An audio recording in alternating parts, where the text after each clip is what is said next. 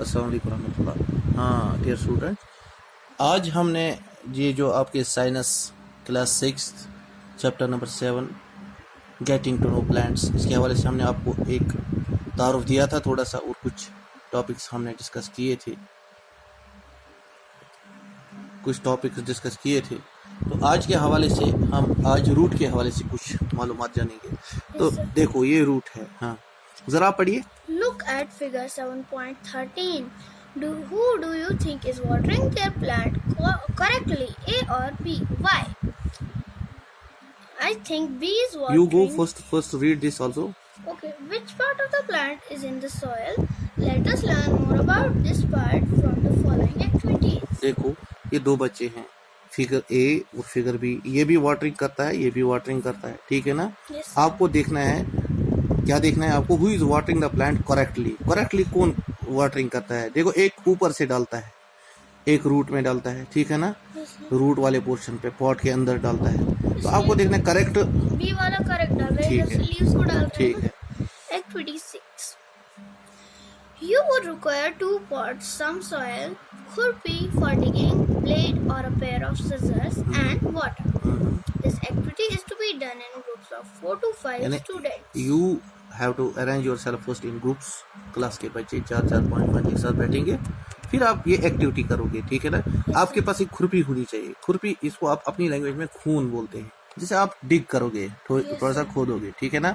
और आपको क्या चाहिए, ब्लेड और पेयर ऑफ सिजर्स तो आपने देखे हैं, जिसको हम क्या कहते हैं, मिक्राज कहते हैं, कैंची कहते हैं, ठीक है ना। ऐसे ऐसे ऐसे ही करता है। Yes sir. हाँ, तो बताओ अंदर कैसे कैंची मांगेगा, ऐसे ही मांगेगा। अंदर तो आंखों से मांगेगा। आंखों से कैसे मांगेगा? आंखों से तो नहीं मांगेगा, तो अब ऐसे क्यों दिखा, मुंह से मांगेगा ना। आंखें तो अंधी हैं, मुंह तो अंधा नहीं है ना। आप फिर ऐसे क्यों दिखाते हैं? ऐसे भी तो मांग सकते। बच्चों ऐसे मत बनो। हाँ आगे क्या लिखा है। Select 2 weeds of same kind from an open ground and dig them out. Take care that their roots do not break. Plant one of the weeds in soil in pot A. Figure 7.14a. It is this one. Okay. Yes, sir. Next. Cut off the roots from the other weed and Put in plant it in pot B. and put it in soil in pot B. Figure 7.14. देखो इसके roots के साथ हैं, ये roots को इसको trim किए हुए हैं, ठीक है ना। आप पहले ही बताओ, विदाउट रूट्स ये प्लांट मुकम्मल है? No sir. बिल्कुल नहीं ये है। तो सूख जाएगा धीरे धीरे। हाँ आगे चलो। अच्छा, water them regularly. Observe the plants after a week. Are both plants healthy? What do you think? What will happen after a week? After The a plant week, in pot A would grow, I mean with roots, हाँ. that would grow. and the plant in who has been planted in pot B without roots, That will not grow. that will dry up. Okay, हाँ Slowly. खत्म हो जाएगा। Okay, next. Both the plants are watered regularly, but one is without roots, isn't it? Does this actually help you to understand an important function of the root? What you Yes. have got here, that the plant with the root has taken the water which you have put into the pot, Minerals and that water has reached all parts of the plant, and the plant is healthy. And the plant without roots was not in a position to take water from the pot. तो हम यहाँ कहेंगे without roots plant is zero, क्योंकि plant को पानी मिल ही नहीं सकता है। पानी मिलने के लिए प्लांट्स को रूट्स की जरूरत है, जो रूट्स इसको एब्जॉर्ब करते हैं। और मैंने आपको बताया है, from region of higher concentration by region of lower concentration, ये पत्तों तक पहुंच जाता है। तो इससे पहले आपने ट्रांसपायरेशन पढ़ी है। फिर वहां जो एक्सेस वाटर होता है उसको क्या होता है, वहां प्लांट उसको लॉस करता है थ्रो लीव्स, ठीक है ना। और लीव्स के अंदर वो छोटे छोटे पोर्स होते हैं, उनको क्या कहते हैं, stomata. Very good, you are a bright student, love you, thank you. ऊपर next page, turn the page. हाँ dear, Let us do an activity to study another function of root. this is first function of the root, that roots take water from And the minerals soil also.